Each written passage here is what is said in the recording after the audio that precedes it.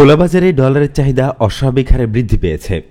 ফলে ডলারের দর ব্যাংকের তুলনায় খোলা বাজারে দ্রুত বেড়েছে। হুন্ডি ও অর্থ পাচার বেড়ে যাওয়ার কারণে ডলারের অবৈধ বাজারে চাহিদা বেড়েছে বলে আশঙ্কা করা হচ্ছে। পাশাপাশি দর আরও বাড়বে এমন আশায় অনেকে ডলার কিনে রাখছেন। বিশেষজ্ঞদের ধারণা, অর্থ পাচারের উদ্দেশ্যে আমদানিতে ওভার ইনভয়েসিংও বেড়েছে। আগের দিন হঠাৎ এক লাফে খোলা বাজারে 102 টাকা উঠে যাওয়া ডলার গতকাল কিছুটা কমেছে। গতকাল 100 টাকায় বিক্রি হয়েছে, তবে ব্যাংকে আগের দিনের মতোই আমদানি রপ্তানি ও রেমিটেন্সের দর অপরিবর্তিত ছিল। এদিকে শেয়ার বাজারের মতো অনেকেই এখন মুনাফার আশায় ডলারে বিনিয়োগ করছেন। ব্যক্তি পর্যায়ে এভাবে বিনিয়োগ করা অবৈধ। চলতি অর্থ বছরে জনশক্তি রপ্তানি বেড়েছে। প্রথম 10 মাসে 7 লাখের বেশি লোক বিদেশে কাজের জন্য পাড়ি জমিয়েছেন। সরকার রেমিটেন্সের জন্য প্রণোদনা দিচ্ছে। এরপরও আনুষ্ঠানিক চ্যানেলে প্রবাসী বাংলাদেশিদের অর্থ পাঠানো কমে গেছে। রেমিটেন্স কমে যাওয়ার জন্য হুন্ডি বেড়ে যাওয়াকে অন্যতম কারণ মনে করছেন বিশেষজ্ঞরা।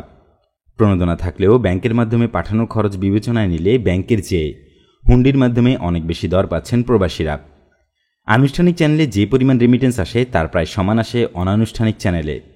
পুঁজি পাচারকারীরা হুন্ডি কারবারিদের কাছ থেকে ডলার কেনে। এছাড়া আমদানিতে ওভার ইনভয়েসিং এবং রপ্তানিতে আন্ডার ইনভয়েসিংয়ের মাধ্যমেও অর্থ পাচার হয়। চাহিদার তুলনায় সরবরাহ কম থাকায় এমনিতেই ডলারের দর বাড়ছে।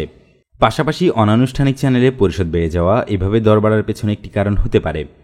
এছাড়া একটি শ্রেণী মনে করছে ডলারের দর হয়তো আরও বাড়বে, যে কারণে শেয়ার বাজারের মতো তারা ডলারে বিনিয়োগ করছে।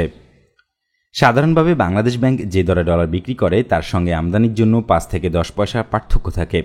আর ব্যাংকগুলো বাংলাদেশ ব্যাংক ও নিজেদের ওয়েবসাইটে যে দর ঘোষণা করে সেই দরেই বিক্রি করে। তবে এখন কোনো ব্যাংক ঘোষিত দরে ডলার বিক্রি করছে না। চলতি অর্থ বছর আমাদের 80 বিলিয়ন ডলারের মতো আমদানি এবং 50 বিলিয়ন ডলারের মতো রপ্তানি হতে পারে।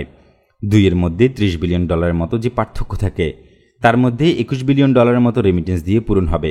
এর বাইরে 5 থেকে 6 বিলিয়ন ডলার হয়তো এফডিআই থেকে আসবে।